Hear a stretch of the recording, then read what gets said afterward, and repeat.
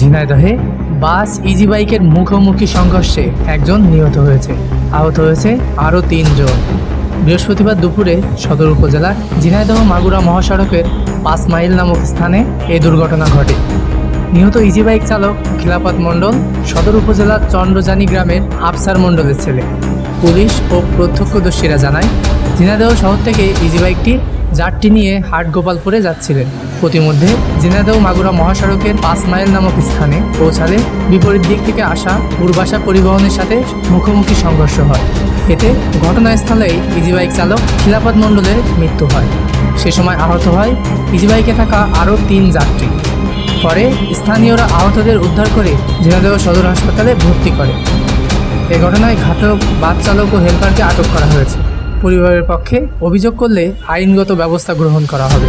লাশ ময়নাতদন্তের জন্য ঝিনাইদহ সদর হাসপাতালে মর্গে পাঠানো হয়েছে।